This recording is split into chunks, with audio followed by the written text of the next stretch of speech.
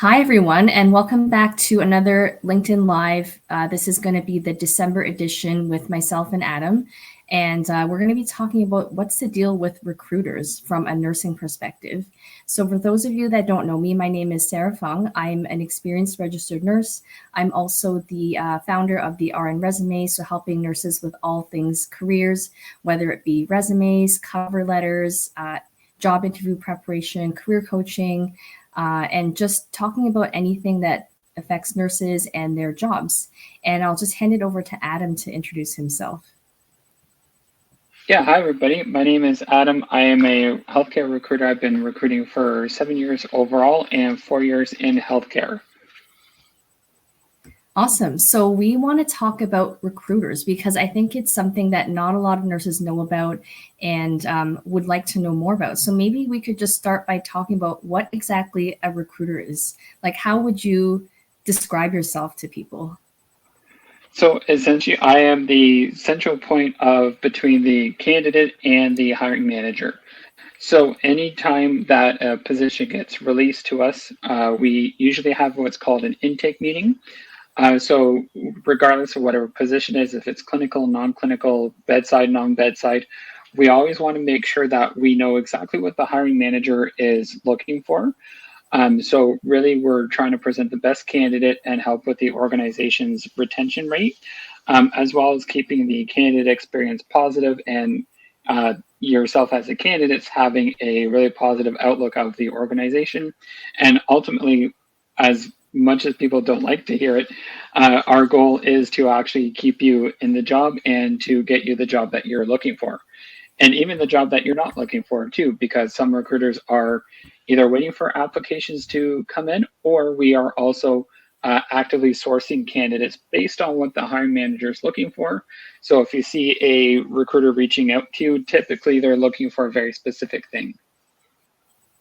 Okay, and do you actually work for the organization you're recruiting for, or do you work for like a third party organization? Yeah, so we often now hospitals don't have the manpower within their HR departments to fill, say, 200, 300, 400 jobs. So if you see somebody who's working for something like an agency or an RPO, so that's a recruitment outsourcing organization, we're not all bad. So really what we're doing is we are acting as if we're with the HR department. So most of the time you'll see, so myself with my profile, I'm branded with West Park Healthcare. So right now I'm supporting West Park Healthcare. And then if there's any other clients that I get moved to or anything like that, I'm supporting their organization as well. So there could be in-house recruiters, or there could be scenarios like where I am, where we are supporting the hospital with their staffing needs, especially with their new hospital coming up. Okay. And so, what I hear from nurses that I work with a lot is that they're on LinkedIn and recruiters are reaching out to them for potential jobs. But let's say someone wanted to actually reach out to a recruiter themselves. How exactly would they find someone?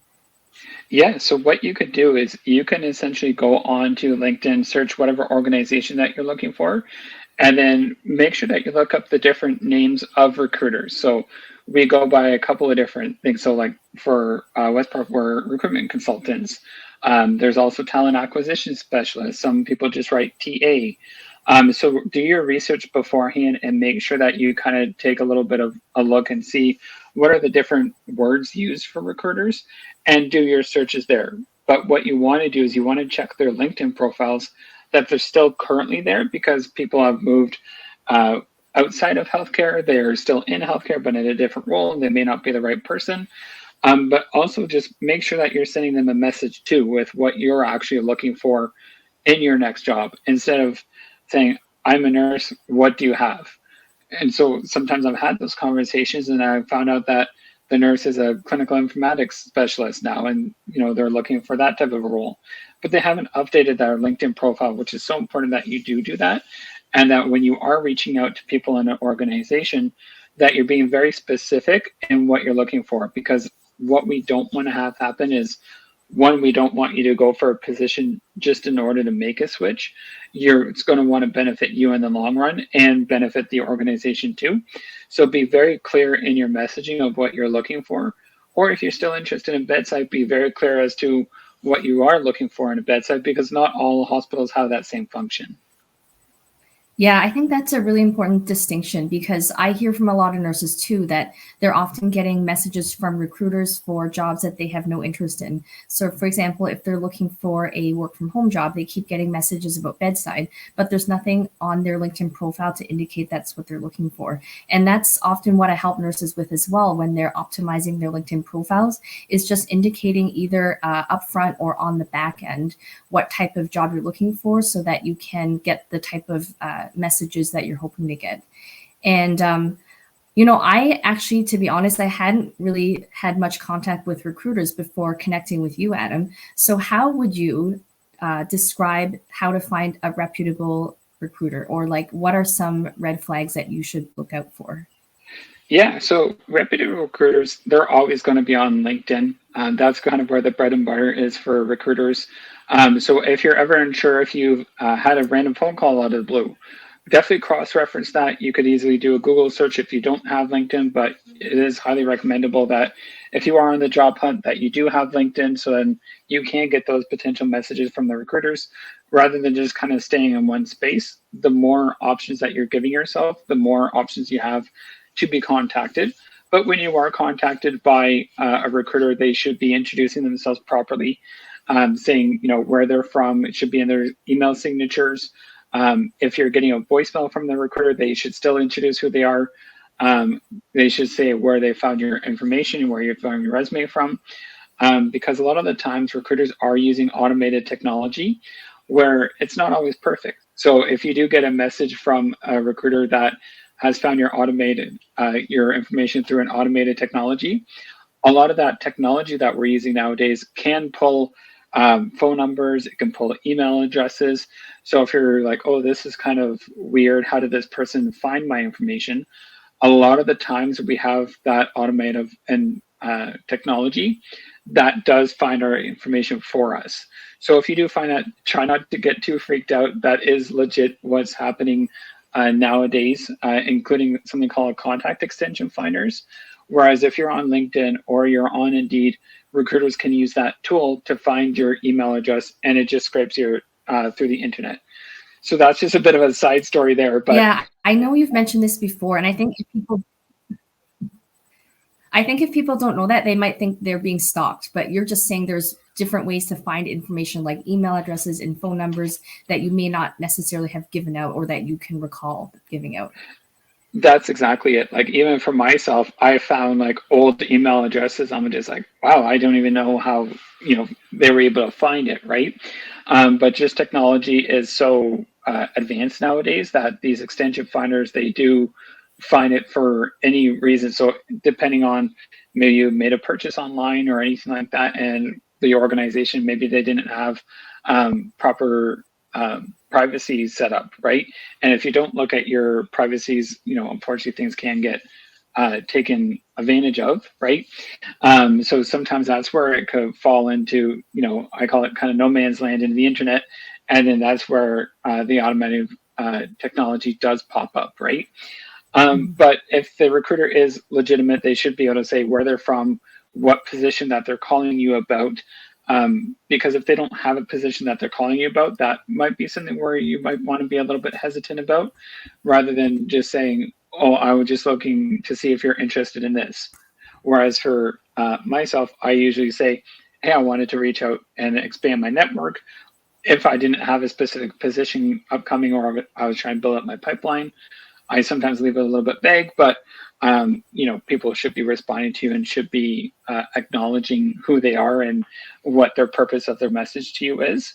When it comes to red flags, especially with organizations now feeling the nursing crunches, I have seen messages, or I have been told of messages where people are asking for your resume, they're asking for your diploma, they're asking for all this information up front, even before a phone screen.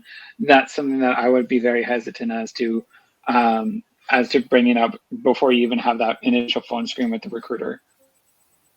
Okay, that's good to know. And under any circumstances, would a recruiter ever ask you to pay them to help you find a job or to connect you to someone? No, that's a red flag. Even for your services, Sarah, like you would always send a quote and say, "Hey, this is what my services are. If you're interested, yes, go ahead and pay for them." But we would never. You should never offer your payment for a placement. I know a lot of people are worried about working with agencies, working with RPOs, working with employment agencies. Some of them do take a portion off your pay. That's something I'm not going to sugarcoat, but that's something that would be in your employment contract when and if you do get your employment offer. So that's why it's so important that you do take that timeline to read your contracts to make sure that there's no additional fees being taken off, that you're not going to get sacked with something you're not expecting. Typically, with recruiters, we don't see anything. If there's like a placement fee, typically that's paid by the organization, not taken off of your salary. So you should never pay to be placed in an organization. Okay. And so that's really good to know because I feel like we just don't really get this information anywhere. It's good to hear it directly from you. And some nurses, just to play devil's advocate, all right, I can't talk. They might be playing devil's advocate and they might think, why should I work with a recruiter when I can go onto a job board and find those exact same jobs myself? Is there anything that nurses would get out of working with a recruiter? Yeah, good question. So a lot of the times when you are applying through a job board, it goes through the ATS and you get put in that ranking system like we talked about a couple of webinars ago. And with that ranking system, if one or two questions aren't answered properly, but with the recruiter having those intake meetings with the hiring managers, we know that that's something that the hiring manager are open to. You may get overlooked. So even you're just like, well, wow, I'm so close to what they're looking for, but nobody's contacted me yet. I don't think my experience, I don't think 2 extra years of experience will make a difference. It does make a difference for the tracking system. But whenever we get a notification that somebody's applied, I always take a quick scan of the resume, couple of seconds per page or per resume in total, really. And if somebody's relatively close, I'll contact them. If somebody's, say for example, a certified orthotist and they're trying to apply for a nurse, obviously I'm not going to reach out to that person because I don't have the right qualifications at the time. But if a candidate profile is close and we know that it's a challenging role, we're always going to try to one, help the candidate get to their career goals and then be in that spot for a higher retention rate, and then two, try to make the fill quicker for the hiring manager to get that candidate trained and up to speed. Because some of these roles, especially the more specialized roles, they could be open for a year, 6 months, 2 weeks. It could be brand new. So it's just really important to have that relationship if a position has been filled, and then there's nothing in the pipeline right now. But then, say even 2 or 3 months from now, I'm just like, oh yeah, Sarah applied for that educator role. I'm going to see if she's open, because recruiters are always going to have in their back of their heads the really good candidates, and then they're also going to remember the bad candidates too. So it's really beneficial. It's really beneficial to keep a recruiter in your pocket, because you never know. Recruiters, they move around in the healthcare system, and then they move around to different positions within the healthcare system too. So it's really important to kind of keep them in the mind, especially when situations can change on your end, or they could change even in the organization's end. And that's not just for maybe you got considered for a role and the salary requirements weren't what you were looking for. Those salary requirements can change. Organizations can increase their budgets, and then we could kind of go back and forth on it. So it's always a good thing to have a conversation with a recruiter. Just because you're having a conversation doesn't mean that you're obliged to go through the whole hiring process. It's just a conversation at that point. Yeah, that's good to know. I think that there's so many different variables that can affect whether someone takes a job or not. But this is why I think LinkedIn is so important because, like you said, Adam, if you're moving around to different agencies, obviously your email or your phone number might change, but your LinkedIn account will still be there. So it's a really great way to just send a quick message to someone and ask about a particular position.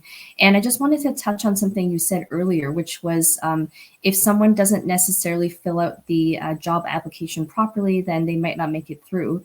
I also think it's important for nurses to know that if you don't meet 100% of the qualifications in a job description, you should still apply. I had a client recently who applied for a job that required a master's in nursing, and she got an interview, but she doesn't actually have a master's. And she said to me, "Oh, do you think I should let them know because I don't have this qualification?" And I said, "No, because they have your resume and they decided to interview you anyway. So you should go in confident, and if you're asked about it, you can tell them you don't have one. But it's not that you don't have to meet all the qualifications. I think if you could meet 70% or so, that should be sufficient." And that's exactly it. If the organization is determined that the master's is ultimately like a deal breaker, oftentimes that could be written into the offer letter. So it could be this candidate is going to be, this offer is going to be conditional based on your enrollment of your master's and completion by this date. So there can be things that could be made around that end. And like I mentioned before, and Sarah mentioned too, if it's not 100% profile match, but it's really close and you do have a positive interview, there's a good chance that you do get taken through the process a lot quicker than, not applying at all. Because I've had some people apply for like an educator position, but, there was a clinical service manager role that they could have been a good fit for too. And then when I talk to them, I'm just like, well, why haven't you applied for that role? And the nurses are saying that they didn't feel like they were that educated or that qualified for it just yet. But then I know that it's close enough to the profile that the hiring manager is looking for. It's always worth having that conversation with the recruiter. So that in those circumstances, we can try to sell it to the hiring manager and then see what the hiring manager has to say at that point. Awesome. So we have a couple questions in the chat. I'm just going to pop one of them in here. So Mackenzie's wanting to know if you recruit for all types of healthcare positions. Yeah, so it just kind of depends on because healthcare is so broad nowadays, especially with the moving to all the smart technology and the new documentation software. There's a lot of different realms where you can go within healthcare, whether it be clinical or non-clinical. So there is a wide range of different areas that I do recruit for, from bedside to leadership to the clinical stream and education stream as well. So there's a lot of different areas that you can that I can recruit for. It's just a matter of what you're actually looking for in a new opportunity. And the best way to kind of determine that is just to kind of see what's on organizations' careers websites. All of their positions are going to be listed that are active, not necessarily that are upcoming, but are active in their organization will be on their career site. And another positive thing about working with recruiters is that they have the access to potential positions coming down the pipeline, whether it be next quarter or even in the next couple of months, or even in the next year, I should say, because we're in December already. Okay. Hopefully that answered your question, Mackenzie. There's another question from Linda Cooley, and she is, I think she's an internationally educated nurse. She's interested in getting a job outside her country. Are you recruiting all healthcare workers, or do you have specific requirements? So Adam, do you, I guess the question is, do you recruit nurses outside of Canada, or how would that process work, if you know anything? So typically not for myself. I know that there is a few legalities when it does come to like immigration policies and everything like that. So I'm definitely not the expert on that piece because I primarily hire people who are within the country as of right now. But that would actually be a good topic for one of our upcoming webinars, that we could do a little bit of research and potentially look into that. Yeah, definitely. Thank you for your question, Lindo. So Adam, just out of pure transparency, I know one of the other questions people had are, what do recruiters get out of recruiting nurses to a particular organization? Yeah, so really it just kind of depends on what their situation is. So if they're working with an agency, if they're working in-house, there's a lot of different variables when it comes to bonuses and overall, what's the word that I'm trying to look for? overall variables when it comes to different recruiters. So one for me, we do have there is a bonus when it does come to the end of the month. So it's typically a benefit to myself to make sure that you're going to be placed in a position that you're going to be happy with. Because a lot of the times people have a negative perspective of a recruiter that they're just like, well, you're just trying to get me in so you could get a bonus. It's like, well, that's part of it, right? But the other part of it too is making sure that you're happy in your new job. Nursing has not been easy for years, but specifically these last couple of years.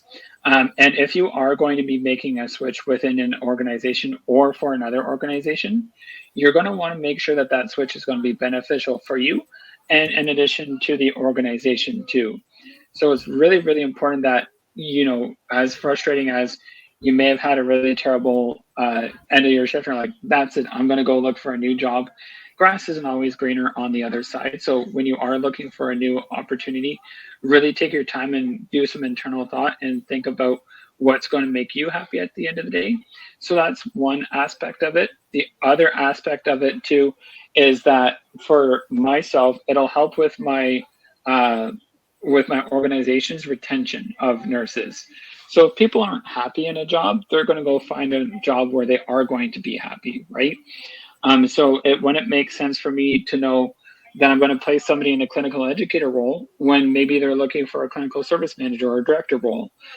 So even though you're just like, oh, this is something that's of an interest to me, I really want to do this, I have to keep in mind what your overall goals are. One, to make sure that you have a positive candidate experience, because what I would hate for is for a candidate to get all the way to the offer letter stage, accept the job, and then decline the job because they're just like, you know what, thought about it. I'm not going to be really interested in this position at this time, because typically interviews are 1 or 2 stages. You've gone through all those interview preps, all those hour-long interviews. You just really want to make sure that you are really investing the time, and not only for the recruiter, but for yourself too. So really, really important that you do keep that in mind when you are speaking to a recruiter, because you don't want, like I said, you don't want to make a switch and then be unhappy at the end. Okay, yeah, that's good to know. It's like a two-way street. So you need to be happy with the job that you're looking for, because at the end of the day, it's just going to be starting the whole process all over again if you're not happy. Adam, do you have any other advice, any final words you want to share with people today? Yeah, so really for when your first interactions with the recruiters, I know that we're all busy and that we don't want to be hassled and bothered by anything else going on in the world, right? So if you get a call from a recruiter and there's like a remote interest or no interest at all, and you're just like, oh, I've heard really bad things about organization XYZ, it's always a good thing to kind of be polite when you are doing declines, or it's just like, hey, I'm not interested in that position right now, but here's what I would be interested in. So conversations like that have sparked potential offers that I've made people, just by having that conversation, right? Because when you're having a phone screen with the recruiter, it's essentially the start of the recruitment process to get to the hiring manager. So it's as well, maybe not as important to have the same experience with your hiring manager, but oftentimes recruiters are vouching for you in the background. Recruiters are doing all the follow-ups. Recruiters are pushing the hiring managers to make a decision on a candidate, because when candidates are interviewing, they're often interviewing for 2, 3, 4 organizations. So recruiters are doing a lot of work in the background. So it's just important to have that open communication with your recruiter. If there's something coming down the pipeline, you don't need to give the recruiter exact details of what another job offer might be, right? Because we know that people are recruiting or interviewing for 2, maybe 3 jobs at a time, right? So it's just like, hey, Mhm. Adam, I had an interview. You don't even need to say an organization, but it's like, hey, Adam, I had an interview on Thursday. I think it went really well. This is what they're going to say. Have you had an update as to my candidacy at your place? So it's just really important to kind of have that communication, because then the recruiter is going to be following up on a regular basis. But it's really important to have that two-way street, so that way I don't give Sarah a call and say, hey, Sarah, I've got a great news. You're going to get the job. And then Sarah's like, oh, well, I just accepted yesterday, right? Things do happen, but it's just really important to kind of have open communication. Like I said, you do not need to give exact details, salary, anything like that. Um, but it's just important to have that open communication. But on the side note about salaries, if you are going to get a slightly higher salary with another organization, but maybe the organization that you're working with me at is your top choice, you can say, "Hey, Adam, I received an offer at this. Is there any way that the organization could get to me to even a couple percentages higher?" That's also an important aspect as well for that open communication with your recruiter. That's great to know. I think just based on our last webinar, you had mentioned that when you're negotiating for your salary, you should aim for 15% to ask for. And I've actually been telling nurses that because I don't think people necessarily know that's something you can do. And I like your point about just being polite to people. I think that's something we all need to do. Just because someone's on the phone and they're not in front of you doesn't mean you can talk to them without respect. I think that goes both ways as well. I actually had a question about recruiters. Let's say I was in contact with two recruiters. Is that something that you should not do? Should you let both recruiters know that you've got another recruiter you're actively working with, or how would that work? Yeah, so most of the time we're not independent contractors for the most part. But if you're, say, for example, with me right now, I'm working with West Park Healthcare. If another recruiter at West Park Healthcare has also reached out to you, typically we do share the tracking system and we do share our ATSs. So we should know. But if somebody has reached out to me on LinkedIn, I'm going to cross-reference this, right? But I always have a phone call. I'm just like, "Hey, I'm Adam calling from West Park Healthcare. Before we go ahead and get started, I just have a few screener questions that I wanted to go through. Has anybody reached out to you from this organization?" So typically that's what will be happening. But if it's from, say, for example, I'm at West Park and if somebody is reaching out to you at Providence Healthcare, that doesn't hurt, right? Because then you're opening yourselves up for more opportunities. Because we may have a new opportunity with the new smart hospital being built soon. We may have an opportunity sooner than another organization, or the other organization may have that opportunity quicker than us. So it just kind of depends on what the scenarios are at the time, and then just really keep all of your options open is what I'm trying to say, I guess. Mm-hmm. That's good to know. We have one more question here from Nicole. And she wants to know, are there specific recruiters just for remote? And she's referring to remote work from home, but also remote as in up north. So I'm not sure if you know anything about that. Yeah, so I'm not too familiar with that just because my organization doesn't deal with remote positions. We're all on site or a hybrid model. So there are specific organizations who are only hiring for remote positions, but I believe Sarah's shared a few articles that have remote organizations on there, and she could definitely help land a position for you or point you in the right direction to get that remote position that you're looking for. Yeah, so if we're talking about remote work from home, I'm not aware of any recruiters that recruit just for that. If anybody knows different, please reach out to me. I'm not a recruiter, but I do have an interest in helping nurses find work from home jobs. And so if you're in Canada, I do have a Facebook group. It's called Remote Nursing Jobs Canada. You're welcome to join that group. If you are on my newsletter, I also send out weekly job digest posts based on the remote jobs I can find. But if you're specifically looking for up north, I'm sure there are organizations that can help place you up there. I know that there are definitely moving allowances and signing bonuses if you're looking to go remote north in Canada. There's definitely a lot of options there. I know the pay is quite good as well. So definitely look into that if that's something you're interested in. Are there any other questions from anyone? Okay, it looks like that's all the questions for now. Adam, any last words from you? I just want to touch on the remote if we're talking about relocation and everything like that. Typically, the organizations would be including what the offering packages are as well. So I would just be searching for for relocation jobs as well. So relocation registered nurses, if you can look up Boolean search strings, so that's Boolean search strings, and how to enter them into Google. And so that not only works for recruiters, but it also works for candidates searching for those job postings as well. Okay, I just put that into the chat, Boolean search strings. So if people want to, that's what you said, right? Boolean search strings? Okay. That's right. So if people are looking for specific jobs that are offering remote relocations and everything like that, that's actually an easy way to filter out job postings that you're not looking for. And it can help you save some time on your job search. Amazing. Okay, something I have to try out.